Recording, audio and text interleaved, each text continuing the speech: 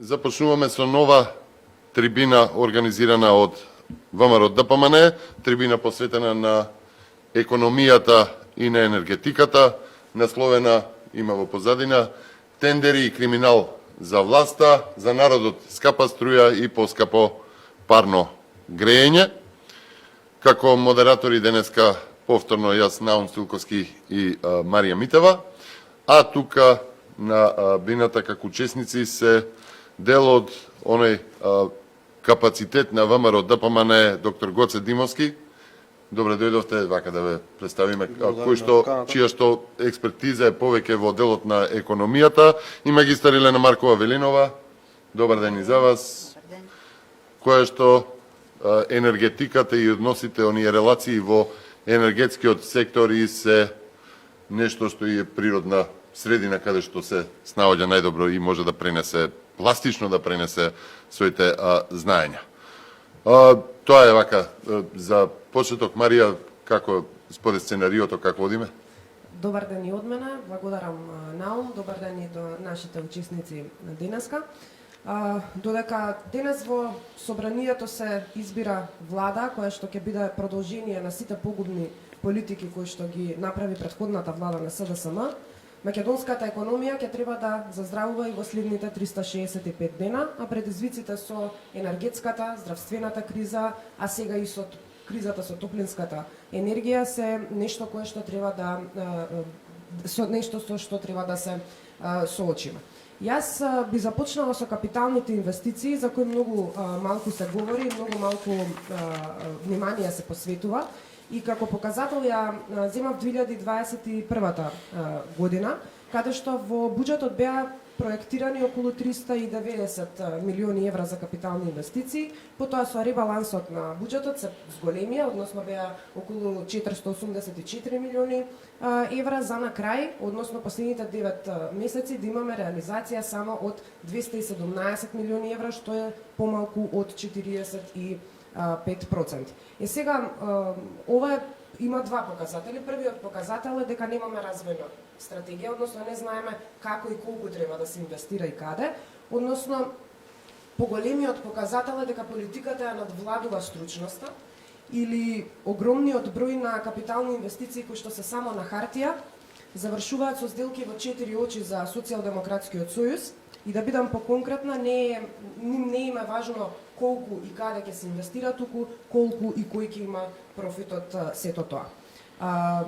Како награда за сето ова, денеска можеби ќе биде избран истиот министер за транспорт и врски, Благој Бочварски, кој ретко знае дека е министер, кој нема ниту еден реален проект, ниту како градоначелник, ниту како министер, а имаше ветувања дека ќе има 1000 километри патишта. Само ако може да те надополнам, познате во јавноста по оној плакат додека беше градоначелник на Штипот, каде што го излекува како близок човек на Зоран Заев да не претрпе пораз на изборите, го поставија за министер за транспорт и врски, а беше познат по своето фалење во јавноста и од неговата администрација во општината по оној плакат каде што се пофалија со 1000 метри, значи метри поставен асфалт во улицата за неговото време на како градоначелник, значи 1 километар асфалт поставен и со тоа се испофалија. Од тука дали може да повлечеме паралела, еве Гоце како економист, дали и оваа најава сега на владата, ова влада што сега се избира со низината програма во делот на капиталните инвестиции повторно се сведува на пиар, гол пиар, маркетинг, од кој што ќе гледаме можеби 1000 милиметри асфалт поставени наместо реално нешто на терен. За жал, ситуацијата со капиталните инвестиции не е онаква како што ја ветуваше Социјалдемократскиот сојуз во 2016, ако се сеќаваме. Тогаш едно од главните ветувања на Социјалдемократскиот сојуз беше дека ќе се реализираат голем број на капитални инвестиции, а воедно ветува дека ќе го намалат јавниот долг, што мора тоа да го напоменеме.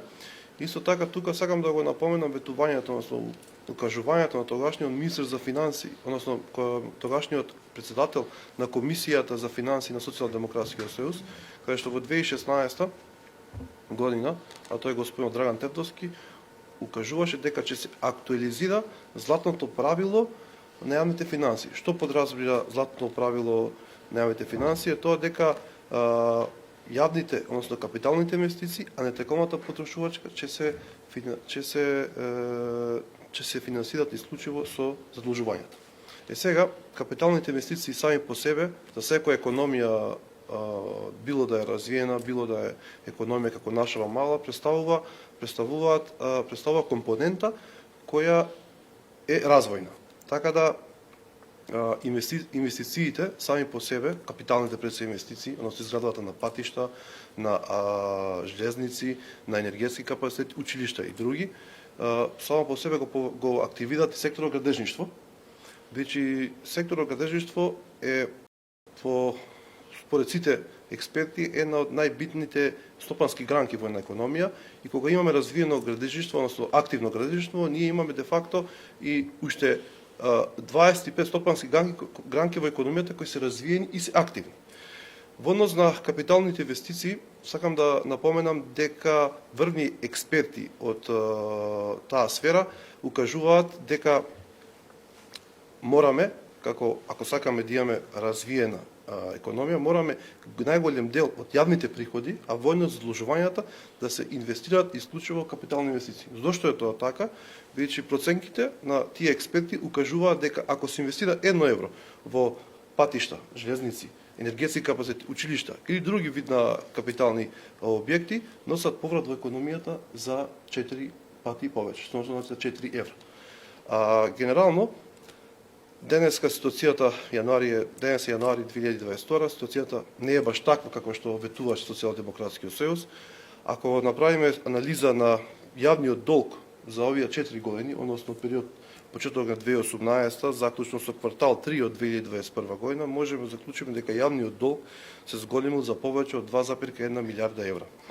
Што значи, според пресметана во однос на бруто домашниот производ, некаде сме на граница на Мастришкиот критериум, кој изнесува 60% од бруто домашниот производ, а кај нас е моментално околу 59,3% јавниот долг изнесува во однос на бруто домашниот производ, и тоа за наредниот период, ако продолжи овој степен на задлужување, ќе предизвика намалување на фискалниот простор, а намалување на фискалниот простор ќе не ограничи со тоа да во наредните години соодветно инвестираме во капитални инвестиции.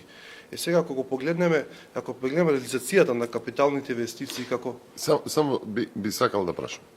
Дали се сеќавам добро дека Зоран Заев најави дека долгот може да отиде до 70%, што беше над овој дел, и како тоа би влијаело на економија таква како што е македонската пред да преминеш на вториот? Види, се она што значи над 60% задолжување од бруто домашен производ, значи негативни последици врз понатамошниот развој и капиталните инвестиции пред се. Значи, ако си над 60% од бруто домашен производ, 60% е мастришкиот како да кажам, критериум задолженост, автоматски ти имаш ограничување од фискалниот простор за наредни инвестиции. Веќе генерално сите и развиените држави во светот се задолжуваат исклучиво за капитални инвестиции. И тоа е логиката. Значи ти се задолжуваш, инвестираш, имаш поврат во економијата. И за џабе неголемите држави развиени цело време гледаме дека инвестираат во капитални инвестиции. Се сакаме се надобрзам во однос на реализацијата на капиталните инвестиции како процент од вкупните расходи по години. Така да согласно мојата направена анализа, ако го погледнеме период 2018-2021, процентот годишен што се однесува за реализација на капиталните инвестиции изнесува само 7% од вкупните расходи годишно, што е многу малце. И ако направиме споредба со период 2016-2010, реализацијата на капиталните инвестиции како процент од вкупните расходи на буџетот изнесува 13%. Разликата е голема, а од друга страна за период 2018-2021 имаме масовно зголемување на долгот, а намалување на, како да кажам, на процентот на реализација на капиталните инвестиции. Заклучокот е имаме масовно зголемување, толку, меѓутоа реализацијата на капиталните инвестиции за Логично период, прашање, да. Да, вак, ако можеме да заклучиме дека после сите овие негативни стапки на развој на македонската економија, ние повторно го имаме истиот економски тим во владата, истиот енергетски тим и немаме апсолутно никаква промена. Наместо владата да размислува за неутрализирање на ефектите од кризата преку инвестиции во капитални инвестиции, зголемено високо ниво на инвестиции во инфраструктурата преку патишта, железници, како што ги спомена ти Гоце, училишта, болници и слично, ние повторно одиме со нови и нови кризи на секојдневно ниво. И сега тука луѓето се природно и нормално оправдано загрижени, но се поставува прашањето што нам не недостасува. Не недостасува влада која што ќе размислува за бенефитот на сопствениот народ наместо за бенефитот на сопствениот джеб. Тука ќе отворам една тема која што во минатото многу малку се зборува, тоа се странските директни инвестиции. И во еден извештај за 2010-2020 година е утврдено дека компаниите ја оствариле целта поради која што дошле и инвестирале во Република Македонија. Што говори тоа?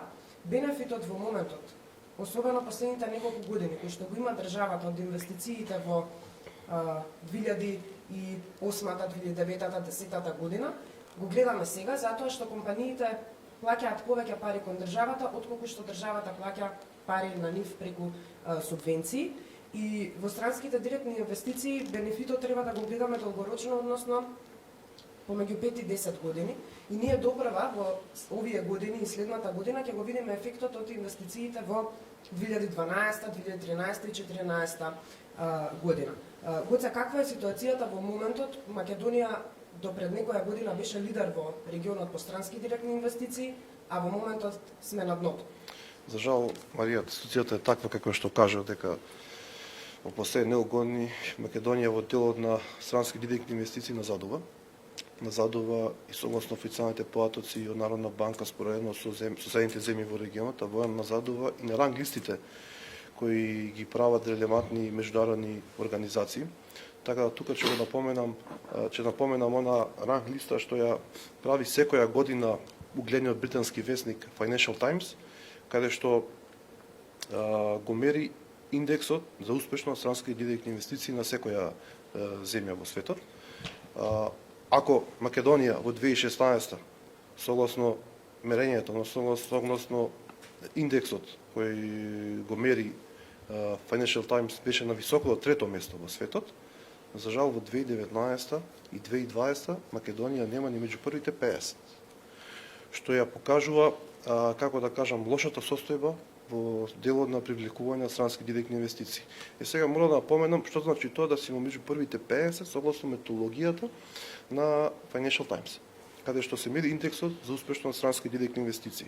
Според методологијата што ја потребува Financial Times за мерење на успешноста и рангирањето на конкретна земја, потребно е да се привлечат, односно да се остварат 10 странски инвестиции од претходната година.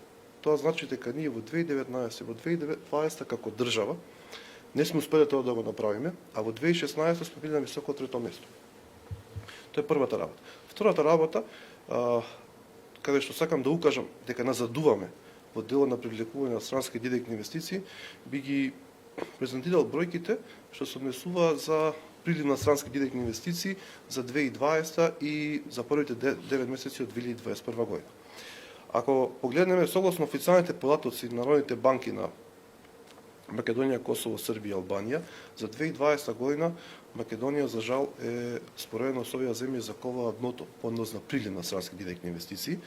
И тоа, Македонија во 2020 успела да привлече околу 239 милиони евра странски директни инвестиции. За разлика од нас, соседно Косово, за истата година успело да привлече повеќе од 341 милиони евра странски директни инвестиции. Соседна Албанија успела да привлече околу 933 милиони евра странски директни инвестиции, а соседна Србија за 2020 успела да привлече над 3 милиарди евра странски директни инвестиции. Што сепак покажува на фактот дека тука имаме големо назадување.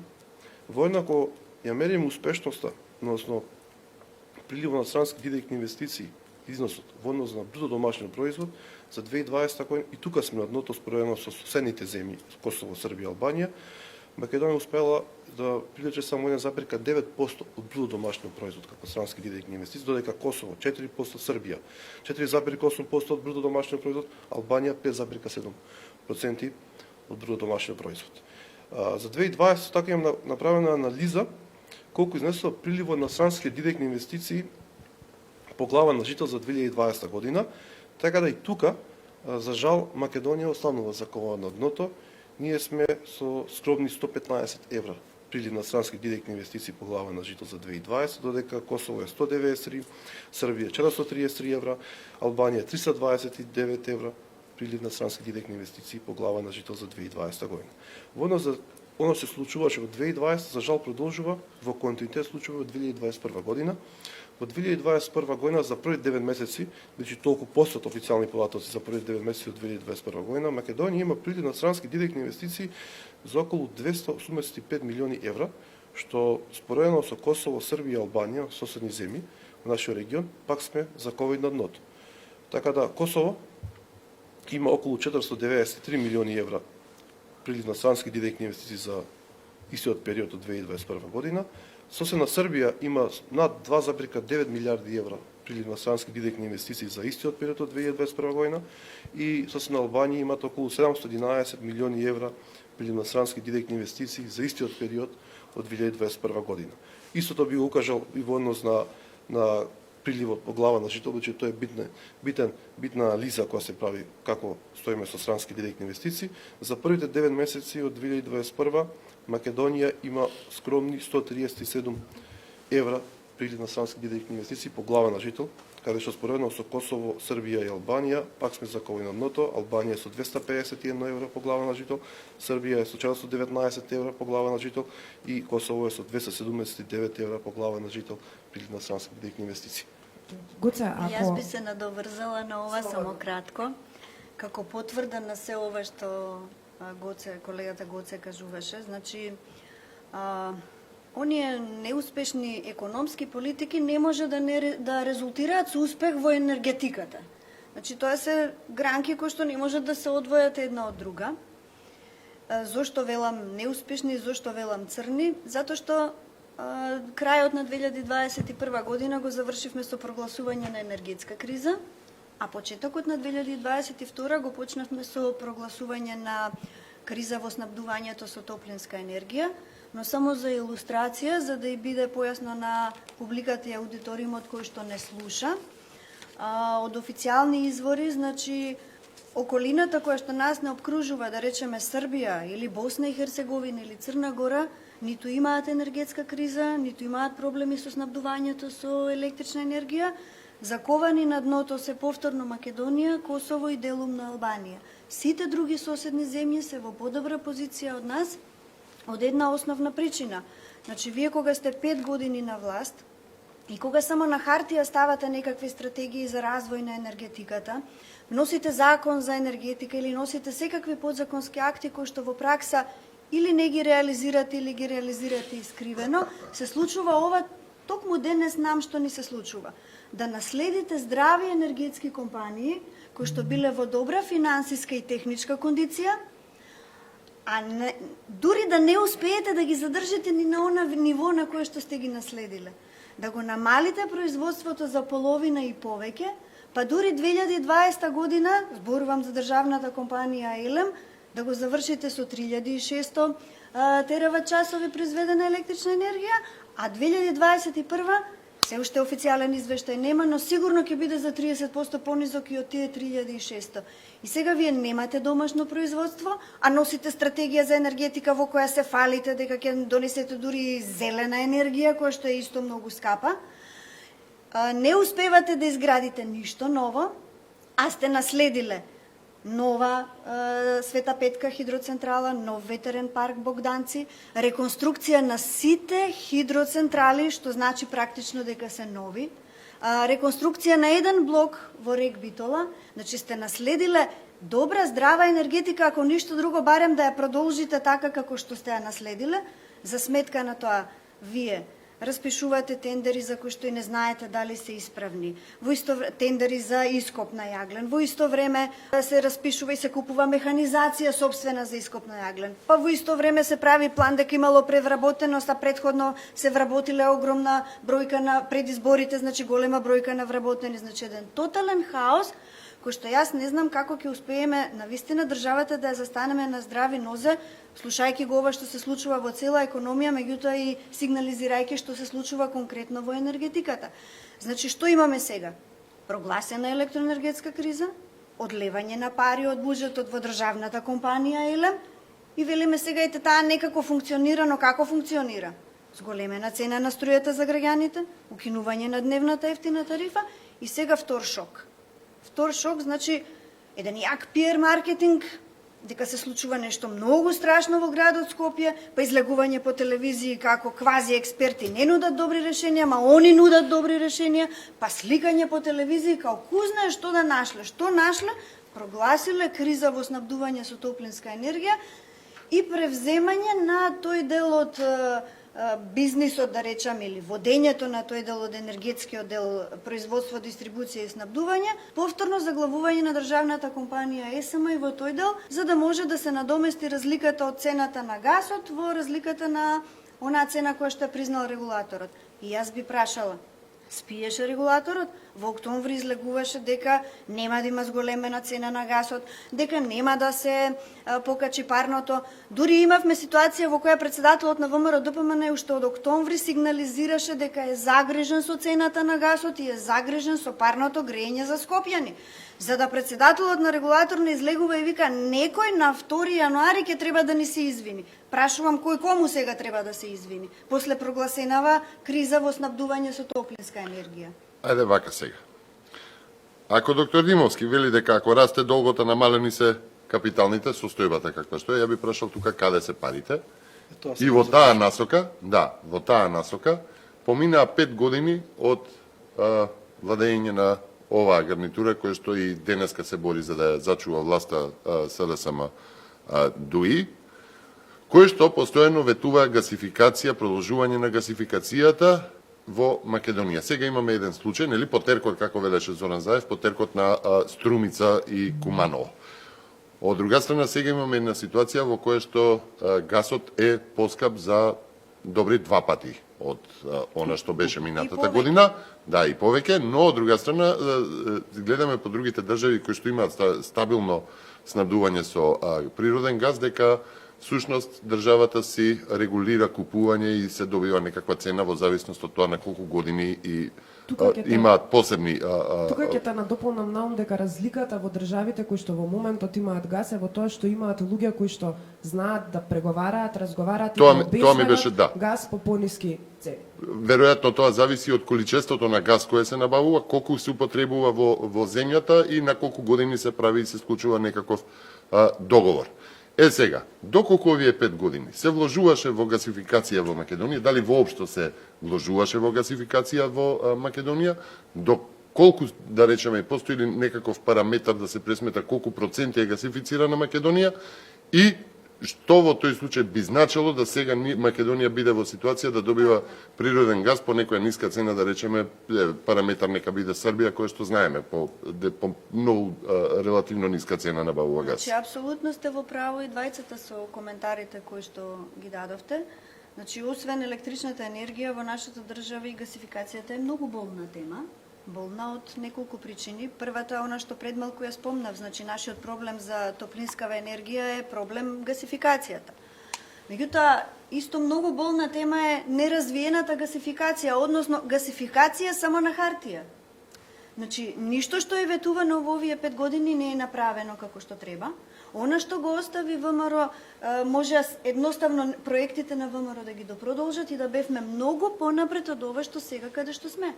Постојано се дискутира во јавноста дистрибутивна мрежа за природен газ, значи кај нас исто сето тоа е се уште на хартија. И сега доаѓа одговорот на вашето прашање. Многу е битно вие да имате експерти кои што ќе следат состојбата со гасот во светот, бидејќи тоа не е домашен енергенс, тоа е нешто што се увезува. Значи мора да следите што се случува на берзите. Штом се алармира дека има раздвижување, вие ако имате здрав економско-енергетски тим, тој мора да реагира на време и да знае што ќе се случи со државата. Да Тоа е планира. првата работа, да планира. И второ, многу важно, секогаш кога било каков енергетски тим преговара за цена на гасот, затоа што ви реков, тоа е енергенско што се набавува од увоз. Колку имате поголема потрошувачка, поголеми количини на газ, ќе добиете значи пониска цена, а тоа ќе значи подобри услови за функционирање на компаниите, на институциите, на фирмите кои што користат газ како природен газ како енергенс. Што значи имате еден вртлок кој што нас се уште не носи во потешка и потешка ситуација.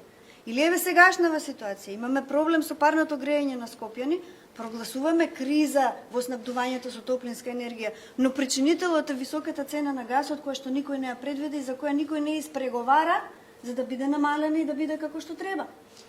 Што значи ова? Значи дека причинско последична врска Само да е парното појасниме, грејење. кој може да преговара за цената на гасот? Значи енергетскиот тим во случајов на владата, економскиот Државата, тим на владата, државата, а не приватни фирми. државата. Државата. Што значи сега ова?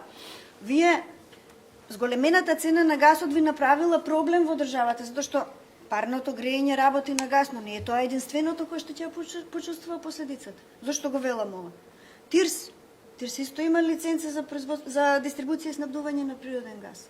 Струмица газ, Куманово газ. Има еден куп средни училишта кои што се на газ. Болницата во Куманово еве распишала тендер па го откажала. Значи вие веќе почнувате генерално да имате проблеми со природниот газ во целата држава, а одбирате сегментирано да го решавате само со парното грејење. Што значи тоа? Значи дека сега кризава со електричната енергија ќе ја заташкаме, ќе ја ставиме под тепих како што вели народот, па ние сега ќе се правиме јунаци, ќе го решаваме парното грејење на Скопјани, па после 2 недели за да ја дефокусираме јавноста, па ќе го решаваме снабдувањето со газ на Тирс или на Куманово газ или на било кои други институции кои што користат Или одмрзнувањето природен на газ. цените на 31 јануари. Каде завршија парите што наместо да отидат во капитални, долгот каде заврши? Но, Останавме должни за тој одговор. Да, заклучокот е едноставен, односно одговорот е едноставен. Место да се инвестира во капитални инвестиции, трошат пари во капитални инвестиции, трошат во непродуктивни трошоци. Наместо ова влада да создава, таа не создава, туку креира дополнителни долгови што идните генерации треба да ги враќаат. Тоа е одговорот на прашањето. Сега сакам нешто да Кои се непродуктивни? За споредба, Социјалните тањери со златна линија и вилјушки? Да, тендери, непродуктивни работи. И ред други, што се нагледавме, што се накупа автомобили. Гледаме дека има автомобили што одредени функционери ги купуваат во време на економска, енергетска и здравствена криза. Тоа се гледаат сите непродуктивни трошоци да ги намалат, за жал, да немаме намалување. И анализава што е презентира под аспект на задолжување и реализација на капитални инвестиции покажува дека најголем дел од јавните приходи се трошат исклучиво за непродуктивни трошоци, што е спротивно на сите кажување на дрвни експерти кои се занимаваат со економија и инвестиции. Во однос на, сакам да се надобар за однос на Елена, кажа делот на зголемување на електрична енергија, не треба да заборавиме дека зголемувањето на електрична енергија покрај што влијаеше на домаќинствата, многу негативно влијае и врз стопанството. Зошто е тоа така? Значи доаѓаме реалниот сектор и ако во јули компаниите големи што купуваат струја на берза, цената за 1 киловат час беше некаде околу 5,7 до 6 денари киловат час. Така мислам дека флексо беше. И сега компанија е сериозна, си прави планови и креира некој си буџет во кој планира дека за струја ќе потроши толку и толку пари. Со цел да биде ликвиден, да може да плати на државата данок на добивка, а воено и да инвестира во наредната година. Меѓутоа, се случи моментот со енергетската криза, компаниите остана сами на себе, се зголеми струјата 3 до 4 пати и цената на струјата 3 до 4 пати се зголеми, со што со тоа допринесе да ликвидноста на компаниите се намали. Што значи тоа? Намалување на ликвидноста на приватни компании, значи индиректни негативни последици врз буџетот.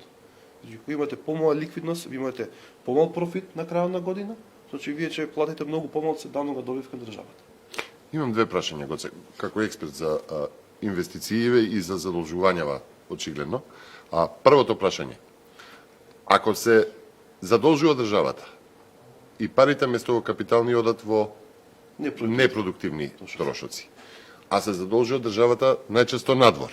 Исклучиво. Како тоа влијае врз оној кредитен рейтинг кој што очигледно има влијание врз тоа под кои услови се задолжува државата. И второ, значи дали да пластично да објаснам, дали ќе речам да ќе ви качам камата затоа што вие не ги трошите парите како што треба, туку ви завршуваат во непродуктивни тендери, да не речам и криминал. И ајде прво ова, па второто. Значи што повеќе задолжуваш, ти си повисоко задолжен на земја. И тука нема што кредитен рейтинг по автоматизам тебе ти се намалува. Тука е многу едноставно. Тоа се формули. И автоматски ти, како пред како истакнав на стричкиот критериум за задолжување. Значи тоа е еден критериум каде што некој го измислил, многу попаметно од нас, и кажал дека ако ти одиш на тоа, ти си имаш фискален простор ограничен. И по автоматизам, во наредниот период, ќе имаш проблеми со фискалниот простор, односно со трошењето. И тоа само по себе имплицира помал се пари за инвестиции, кои де факто носат поврат во економијата. Тоа е многу едноставно. И де факто значат помалку пари за граѓаните, наспроти она нивното дека парите се враќаат кај граѓаните. Апсолутно е така. Наместо враќање на парите кај граѓаните, сега граѓанинот можеби се уште не чувствува. Меѓутоа прво во февруари ќе почувствува кога ќе ја добие зголемената сметка за електрична енергија заради оние 9,5% и заради укинување на дневната тарифа. Не се 9. Да, ако гледаме на дневната тарифа се повеќе. Потоа оние кои што користат топлинска енергија истото ќе го почувствуваат на својот джеб. Меѓутоа најстрашно е она што го спомна. Не ги заборавај зголемувањето на основните средства. Апсолутно, но тоа си влие само по себе. Што го а покачувањето ти... на платите е многу поминимално од зголемувањето на основните продукти што ги користиме. Сакам да се надоврзам на она страшна состојба кај компаниите кои што се оставени сами на себе да се сноѓаат во ова тешко време. Што се случува во другите земји? Тие сите водат едни здрави, јаки политики, прогнозираат дека ќе има криза и не оставаат на случајности. Многу е битно наоѓаме решенија соодветни. Кај нас уште во старт, ние уште в 2020 летото веќе имавме тонење на државната компанија која што би требало да ја спасува државната економија. Во овој случај сега имаме обратно. Сега исцрпуваме пари од буџетот, кој што граѓаните многу подоцна ќе го осетат, можеби не лично секој, но во глобална смисла ќе го почувствуваат. И што прави? Купи еден помени за да се преживее, да се вбризгаат пари во елеп, да се спасат домакинствата и малите потрошувачи од оној ценовен шок да не било зголемувањето 30 до 40%, како што ВМРО ДПМН прогнозираше. Меѓутоа, компаниите на слободниот пазар буквално се оставени сами на себе. Дури и за да и биде на јавноста појасно. ТЕЦ Неготино со кое што се фалат дека го вклучија. ТЕЦ Неготино е изнудено решение затоа што РЕК Битола е во страшна кондиција, затоа што ТЕЦ Осломе е пропаднат. Ако ги држаа во добра кондиција, ТЕЦ Неготино е изнудено, зошто велам? 175 евра за мегават час е неговата производна цена. Но и во вакви услови велиме, ајде ако се мора ќе го вклучиме за да не купуваме по 350 евра увезена струја. И сега што е она интересното? Вие произведувате ваква скапа енергија или купувате уште поскапа на берзите, домакинствата и малите потрошувачи преку Евана Хом кои што се снабдуваат, СМ ја продава таа за 40 евра за мегават час, а згора на се компаниите кои што набавуваат на слободниот пазар па се оштетени за 5 до 6 пати и не станува збор дека ЕСМ како здрава, ако би била здрава компанија, таа би требало и нив да ги спасува. Значи таа сега и тоа не е во можност да го направи. Значи, не знам дали ме разбирате што сакам да кажам, има толку чувствителни точки кои што не се покриени, кои што се оставени спонтано сами по себе да се решаваат, кои што резултираат во ваква една, да речам, една ситуација на енергетска катаклизма. Дури ниво најнеразвиените земји нема вакво нешто, верувајте. Напоменавте дека тоа се се причинско-последични врски. Од лошо планирање, од лошо анализирање. Здравствената криза ја предизвика економската криза, тогаш економската криза ја предизвика енергетската криза и тоа е еден процес кој што сега е предизвикана и топлинска криза. Таа е во состав на енергетската. Сите вакви кризи кои што во моментот се актуелни во Македонија, плюс недостатокот од капитални инвестиции, плюс овие даночни политики погрешни на владата на СДСМ. Бивши политики што Точно, како влијаат на странските директни инвестиции кои што во моментов планираат да дојдат, зошто би ја избрале Македонија како атрактивна локација за да ги инвестираат своите средства тука во својот бизнис и зошто, второто прашање, би реинвестирале својот приход повторно, односно би реотвориле некоја нова инвестиција од компанијата која што досега бил. Види, Марија, секоја мултинационална компанија пред да инвестира прави детална анализа. И прва работа што интересира е владење на правото и корупцијата. За жал, Македонија, на чело со ова влада пред Социјалдемократскиот сојуз, достигнува рекорди во тој сегмент.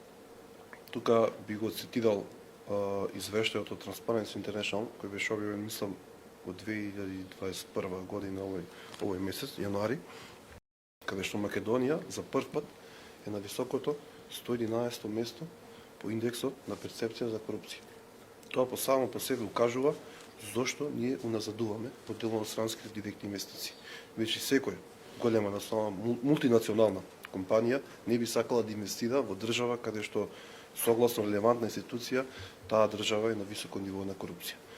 Друг момент што сакам да го истакнам е тоа што извештајот на State Department-от, кој беше објавен некаде во јули или август 2021 година, укажува со основа на анкета истражување на компании кои работат во Македонија, вклучително и американски компании, дека главен проблем за бизнис климата е корупцијата и неефикасното судство, односно правната несигурност која постои во државата. Исто така, тука би го кажал и би истакнал и анкетата која беше направена во 2019 од страна на делегацијата на германското стопанство во Македонија, каде што германските компании кои се во голем број во Македонија, кои присуствуваат, кои работат, кои допринесуваат за развој и развој на економијата, и дадоа на владата нула во однос на како работи во однос на економијата нула. Значи тоа се тие параметри што нас не прават неатрактивни за инвестирање од страна на странски компании. Исто така, да не го заборавиме и извештајот од Светска банка, каде што 2020 ја завршивме на 17-то место спред Doing Business, а ако се подсетим извештајот во 2017 бевме на високото 10-то место. Така да тие се тие причини кои странските мултинационални компании ги гледаат за да после донесат одлука за да инвестираат во соодветна држава. И кој е сега спасот од сето тоа? Јас ќе се надоврзам на мојот домен на енергетиката, а јака PR стратегија, јаки пресконференции, во кои дури слушавме како и во Неготино ќе се гради централа за производство на електрична енергија од отпад, па некој 8, па 12 милиарди евра инвестиции во енергетиката, а ние сме сега соочени да прашање до кога ќе имаме средства од буџетот за да може да вбризгуваме во државната енергетска компанија. Па и повторно уште еден PR маркетинг во близина на Штип, 250 мегавати фотонапонска централа, странски инвеститор, во близина на Крива Паланка 450 мегавати ветерна централа, странски инвеститор. И сега јас би прашала, да, добро е да вие имате нови странски инвестиции во државата, да ви се градат, затоа што тоа ќе го зголеми бруто домашниот производ. Меѓутоа, што со државните инвестиции? Еве сме сега најубаво се докажува дека ако немате здрава држава во која енергетиката ви е на здрави нозе, како што е во големите европски земји, развиените, каде што и најголемите производни компании за производство се барем 51% државен капитал. Вие немате никаква здрава економија, вие немате можност да се развиете. Ова што нас денес ни се случува е доказ дека некој оставил се само на хартија, многу лошо планирал и сега се обидува да држи пресконференција во кој ќе најавува странски инвестиции. Посебно, значи ние не сме против такви странски инвестиции за производство на електрична енергија, но прво направете си го домашното, вашето, државното да е здраво, па после тоа привлекувајте во енергетиката странски инвестиции. Посебно ете фотонапонската централа во Штип, за која што новинарите обелоденија дека голема е веројатноста да се гради на плодно земјиште. Што е попаметно? Ако сега сте без струја, во иднина да ве остават и без храна? Или тие ќе се приклучуваат на преносната мрежа како стратешки проекти по законот за стратешки инвестиции. Тоа значи дека нивните приклучоци ќе одат во преносната тарифа, дека сите граѓани ќе ги плаќаат. тој странски инвеститор ќе ја изгради таа централа и ќе ја пласира како енергија која што ќе оди на слободниот пазар. Значи ние ќе имаме зголемување на бруто домашниот производ, но ќе немаме енергија од каде ние да се снабдуваме доколку константно, да речам во наводници, навиваме за странски домашни инвестиции во енергетиката. Да, не сме против, но претходно да ги средиме домашните инвестиции во енергетиката да бидат на потребното ниво. Само би прашал во однос на бруто домашниот производ и ова што сега се покажува како една стратегија на оваа влада што сега се избира повторно да се зачува власта помеѓу СДСМ и ДУИ. Повторно се најавува некаков огромен раст бруто домашниот производ, некакви проекции кои што, ако се сеќаваме од 2020 година со најголемиот буџет, се сеќаваме тогаш министерката го покажуваше, тогашната министерка го носеше, нели, буџетот, ОБМН се правеше повторно еден пиар игра со некаков раст од 3,5 до 4,5%, да на крај заврши со 2020, мислам, со минус 6. Имаше корекции. Да, 2020 за прв бевме во рецесија. Бевме во рецесија. Истото се најавуваше за 2021 година. Повторно се најавуваше 3,5-4%. Ова 3,5-4 го зборам бидејќи сега има најава, колку што го слушнав Ковачевски, 3,5-4% најавува. 5 дека. 5, еве дури и 5. А тоа беше ветувањето и 2016 пред изборите дека ќе имаме просечен раст од 5%. Од минимум 5 секоја 5, година да. натаму. Еве го 5 години поминаа на власт, ние не достигнавме, да, отидовме во рецесија. Сега, ако гледаме дека се најавува како рече 5% дека ќе биде. Така за продолжува ова растот. Да. Имаме енергетска криза. Имаме повторно здравствена криза од која што не сме излегли од 2020 бидејќи еви да речеме 2020 година дека било она што е пресекла македонската економија и нивните проекции за најголемиот тогашен буџет, што не верувам дека е така, повеќе е неработа, криминал и тендери непродуктивни. Ако земеме дека имаме енергетска криза која што влијае врз, нели, делот на економската криза и странски директни инвестиции, падот на странските директни инвестиции, немањето стабилност во однос на она што значи даношни реформи и политики, бидејќи до последно остана дека Зоран Заев не се откажува од оној прогресивен данок, нели, што влијае врз планирањето на странските компании, дали би инвестирали или не. И сите тие опати, дали може да очекуваме раст во економијава или повторно ќе завршиме со минус 3, 4 па и 6%. Да бидам искрен, да видев нови лица во економскиот дел, ќе имам некој си надеж. Меѓутоа немаме нови лица, исти луѓе се. Но во што би се базирала таа надеж, ако земеме предвид сите ситуации? Колку е реална, колку е врсна работа? Видите дека со исти лица кои досега во 5 години покажа вакви резултати, со исти личности, што треба да очекуваме дека ќе бидат подобри наните една година? Ја не очекувам, искрено не очекувам. Дали ги грешам, ќе покаже времето. Тоа е мојата перцепција од досега оно што се случувало. Тоа е она истото, оние кои што ја генерирале енергетската криза, сега да ги остават истите да ја решаваат. Таман работа, нема шанса. Па од каде ќе извадат пари за повисоки плати како што ги ветуваат? Види, ако направиме ретроспектива све што е ветено, све што е реализирано, кај нив е многу ветувања, малку реализација. Значи, џабе граѓаните не си окажа својот збор на последниот локални избори. Тие поразија во политика, не ја добри. Така да, спасот според мене што побрзо има проблем. И научената лекција ќе прослават со прозлатени тањери, вилјушки и есцеј, нели? Апсолутно. Марија, мислам дека исцрпевме дел од прашањата, да оставиме и за друга дебата. Можам само да констатирам и да заклучам дека владата во моментов ќе има само назначен председател кој што ужива доверба внатре во своите партиски структури, а довербата од народот ја нема. Сделките кои што завршуваат во 4 очи, кои што ја доведува македонската економија до овој степен, е токму и насловот на кој што ние денес се осврнавме на оваа дебата, дека тендери и криминал за власта се поскапи цени, за народот скапа струја и скапа парма. Јас ви благодарам, Гоце и Елена, за вашето присуство. Се гледаме во некоја од следните викенди на дебата повторно со НАУ.